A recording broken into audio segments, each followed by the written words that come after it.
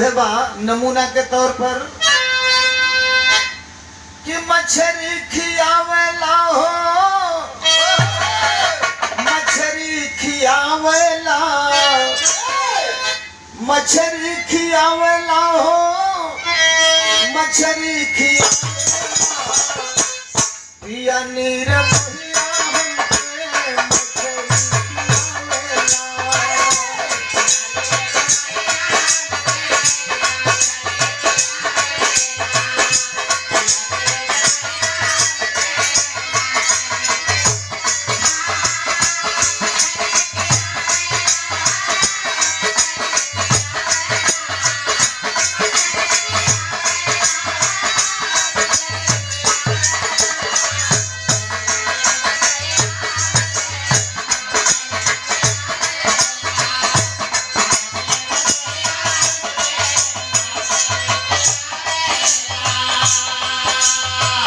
इस गीत के दो पक्ष हैं, एक क्रेता पक्ष यानी खरीदने वाला पक्ष है और दूसरा है विक्रेता पक्ष। विक्रेता पक्ष क्रेता पक्ष से कह रहा है, नाम विक्रेता पक्ष का नहीं है लेकिन आप लोग जान जाएंगे कि विक्रेता पक्ष कौन है और क्रेता पक्ष कौन है। क्रेता पक्ष का तो नाम है लेकिन विक्रेता पक्ष कह रहा है, क्या कह रहा है, हो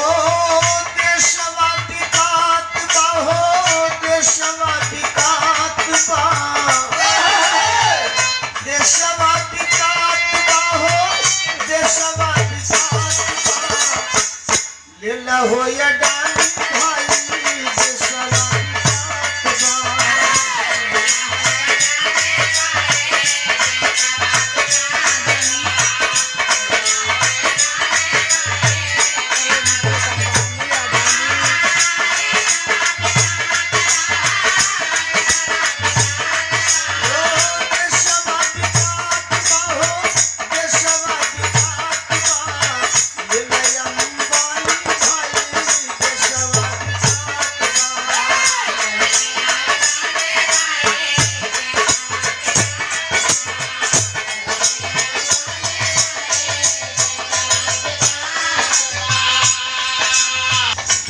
विक्रेता कह रहा है कि ले लो खुला खुला ले लो।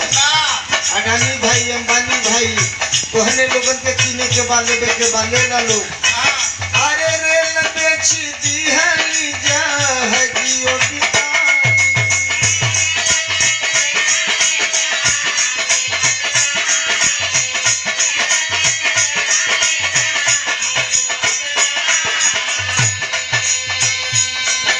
रेलवे बेच देली, हवाई जहाज बेच देली और रेल बेच दी है लीजा है जियो बिकाइल। ताजमहल के जतियो बिकाइल।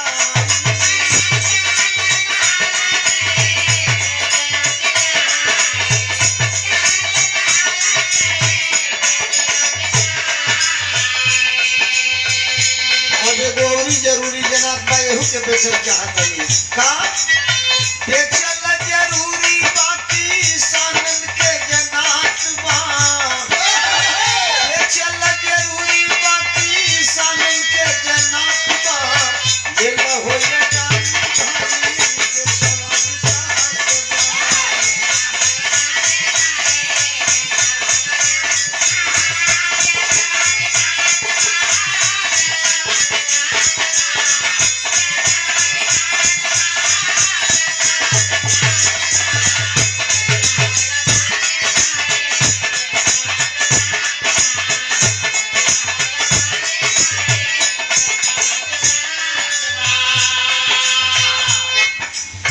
बेचली हवाई अड्डा रेलवे स्टेशन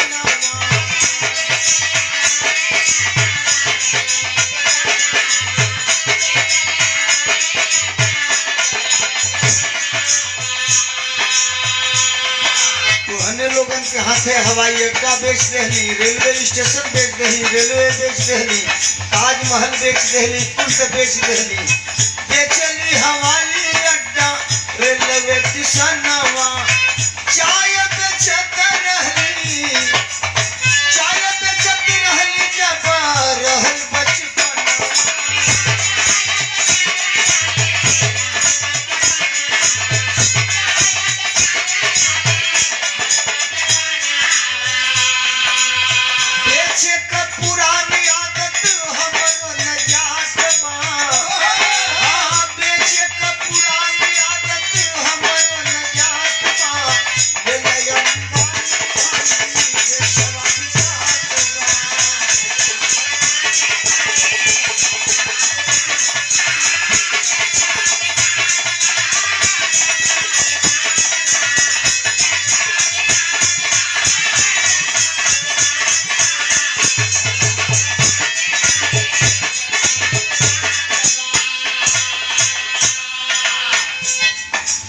कौशल है। एगो बिरहा हम पहले गाई कि बदले 3 पुस्त तक ना कोई के खानदानी जवानी में लगा दिए दिया।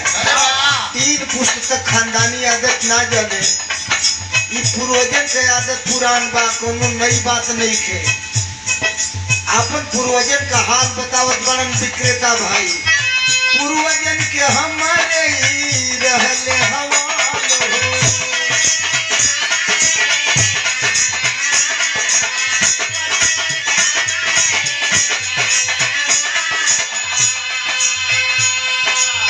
पूर्वजन के हमारे ही रहल हवाल हो, रहे अंग्रेजवन के सब ही दलाल हो।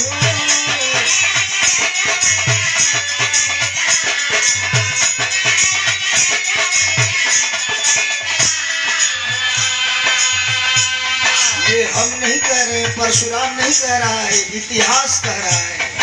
आरएसएस वाले अंग्रेजी हुकूमत के दौरान अंग्रेजों की दलाली किया करते थे, अंग्रेजों की पक्षधारी किया करते थे।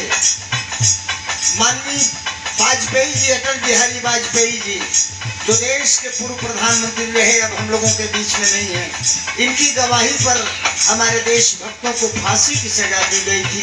दलाली का काम उन्होंने किया था। तो अरे पूर्वजन के हमारे रहल हवाल हो, रहे अंग्रेजवन के सब ही दलाल हो। कायम इतिहास बाटे यदुओ पढ़ात बा, कायम इतिहास बाटे यदुओ पढ़ात बा। ले लो हो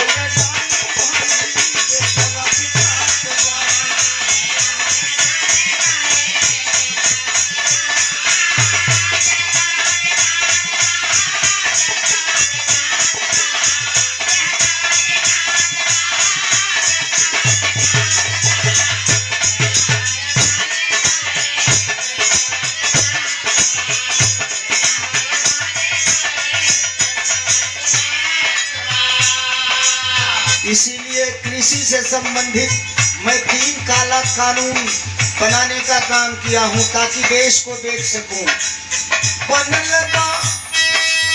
बनल बा कानून तुहई लोगन के करनवा।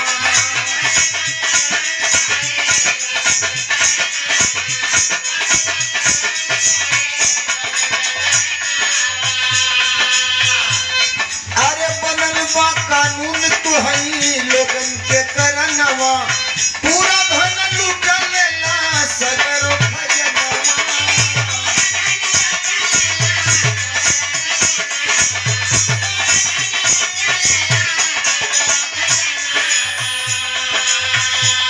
चाहे यहाँ रह, इस देश में रह, चाहे इस देश में मत रह, लेकिन पूरा धन लूट ल लोग। हाँ, साइड से सुतार भला, सुतार मिलन बा। इतने नहीं, हमारे हितनाथ बहुत लोग ऐसे बाण जे धन दौलत लेके देश छोड़ के फरार हो गई बा। अरे बनल बा कानून तुहई लोगन के करनवा, पूरा धन लूटा लेला सगरो खजनवा। लेके धन विदेश हितनाथ सभे जात बा, लेके धन विदेश हितनाथ सभे जात बा।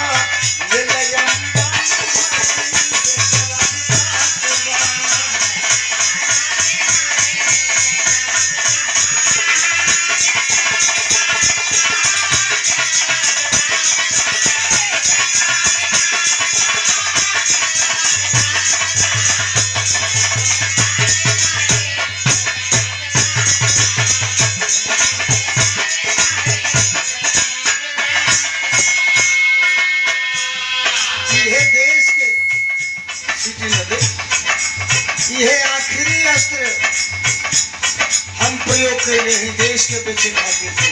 काहे?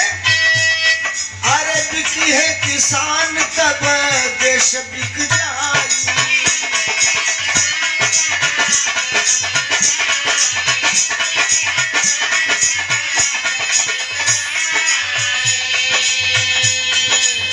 अरे कृषि प्रधान देश है और ये चीज मुझे पसंद नहीं कि किसान इस धरती का भगवान बन करके रहे।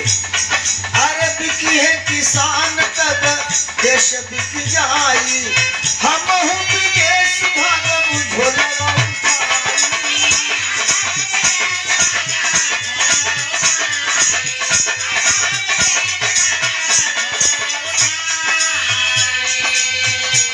मैं पहले ही कह चुका हूँ कि मैं फकीर आदमी हूँ, झोला उठाऊंगा चल दूंगा। हम हूँ विदेश भागम झोलवा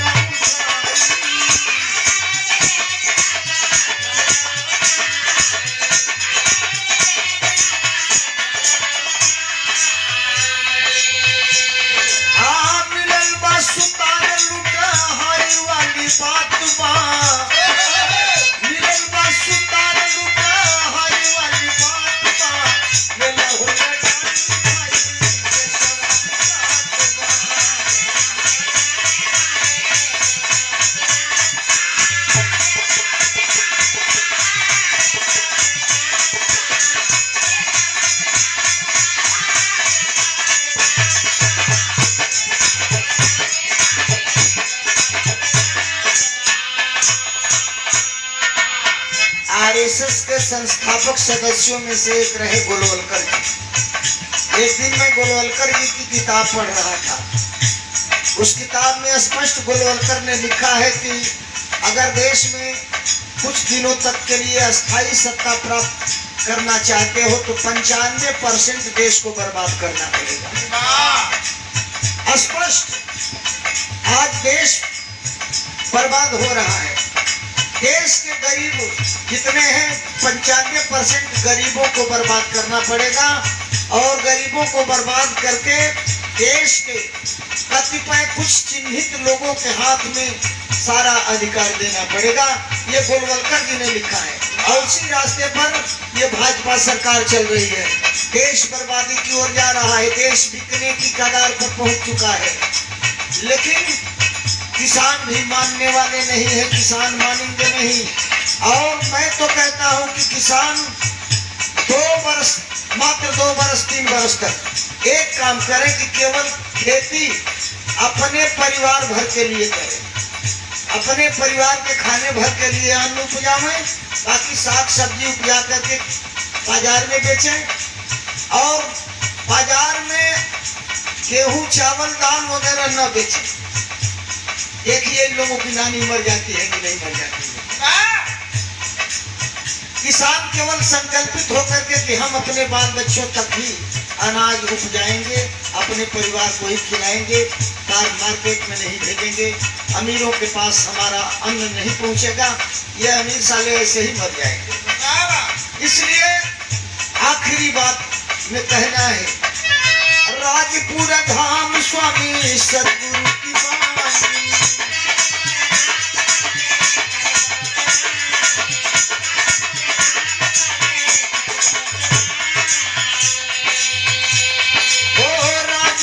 धाम स्वामी सदगुरु की बानी, दुनिया न रही यदि रही ना किसानी।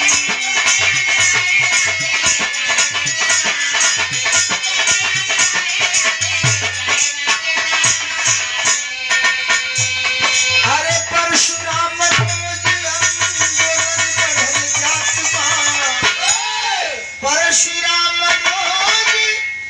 परशुराम रोज आंदोलन बढ़ल जात बा, ले हो अडानी भाई, ले अंबानी भाई, देशवा